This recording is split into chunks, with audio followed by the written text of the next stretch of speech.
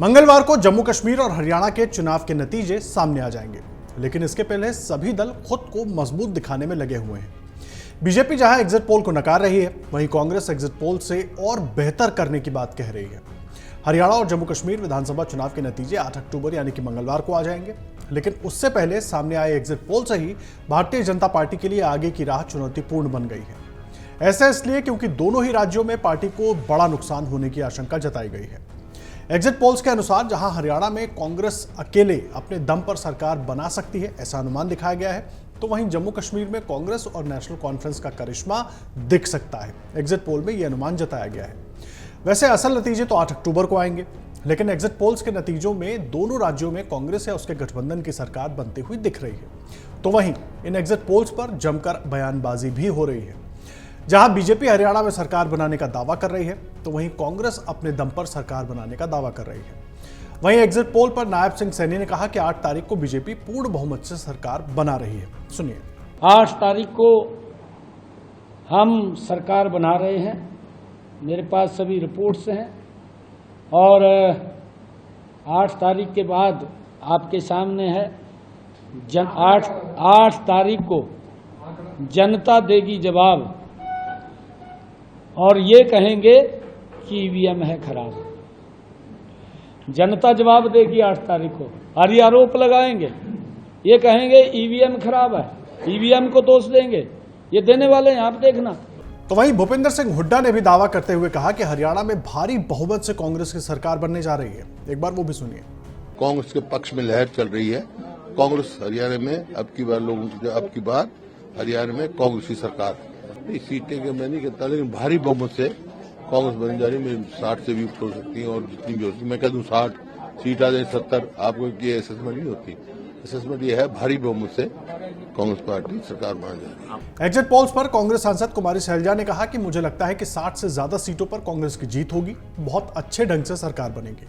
कम से कम हाँ दिखा रहे हैं कि कांग्रेस की सरकार बनेगी, पर मुझे लगता है, मेरी अपनी एक असेसमेंट जो लगती है कि 60 से प्लस हमारी सीटें आने के आसार नजर आ रहे हैं। हमें बहुत अच्छे ढंग से सरकार बनेगी, लोगों का मूड है और बदलाव का भी मूड है और कांग्रेस की ओर देख भी रहे हैं कि कांग्रेस एक अच्छा वायबल ऑल्टरनेटिव है, जो पिछले 10 साल का जो हरियाणा को पीछे ले गए भारतीय जनता पार्टी का जो शासन रहा, उससे अब विपरीत हो और लोगों की सरकार बने और हर वर्ग को लगे कि उसकी सरकार है।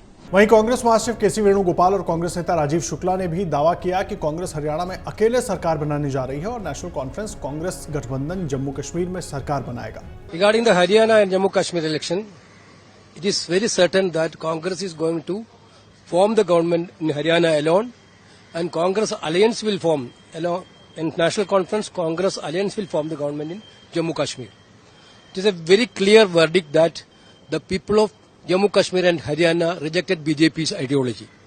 पहला हमने हिमाचल जीता, इसके बाद हमने तेलंगाना जीता, इसके बाद हमने कर्नाटक जीता और अब बारी हरियाणा की है और इसके बाद जो है आप देखना महाराष्ट्र, झारखंड, तो लगातार जो है विजय रथ चल रहा है। और आज अगर आप देखें तो शुरू करें तो जम्मू कश्मीर से शुरू करें। जम्मू कश्मीर में भी पूरी संभावना है इंडिया गठबंधन की, हरियाणा में भी जो है कांग्रेस। इसी बीच देखिए, नेशनल कॉन्फ्रेंस के अध्यक्ष फारूक अब्दुल्ला ने कहा कि अगर हमें जरूरत नहीं पड़ी तब भी हम पीडीपी का साथ लेंगे, क्योंकि हमें इकट्ठे चलना है। अगर पहले से इंसान खदशात रखेगा फिर काम नहीं चलता, क्योंकि हम लोगों ने इकट्ठे, अगर इस रियासत को बचाना है तो हम लोगों ने इकट्ठे बैठ के इस रियासत को बचाना है, उस तूफान से निकालना है जिसमें यह रियासत आज 10 साल से है। हालांकि जहां एक तरफ फारूक अब्दुल्ला पीडीपी का साथ लेने को तैयार हैं, वहीं दूसरी तरफ पीडीपी पार्टी की यंग नेता और महबूबा मुफ्ती की बेटी इल्तिजा मुफ्ती ने सोशल मीडिया हैंडल एक्स पर पोस्ट कर लिखा कि बिना वजह के कयास लगाए जा रहे हैं। नतीजे आने के बाद ही पीडीपी के वरिष्ठ नेता इस बात को तय करेंगे कि वो नेशनल कॉन्फ्रेंस का समर्थन करेंगे या नहीं। आपको बता दें कि हरियाणा में पिछले 10 सालों से बीजेपी की सरकार है, तो कांग्रेस सत्ता में वापसी की ताल ठोक रही है। और वहीं जम्मू कश्मीर में 10 सालों के बाद चुनाव हुए हैं और धारा 370 खत्म होने और केंद्र शासित राज्य घोषित होने के बाद ये पहला चुनाव था।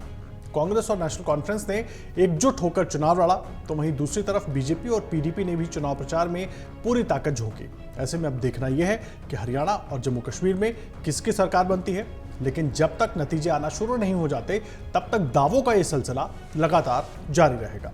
अगर आप ये वीडियो YouTube पर देख रहे हैं तो हमारे चैनल को सब्सक्राइब कर बेल आइकन दबाएं और Facebook पर देख रहे हैं तो हमारे पेज को लाइक करें।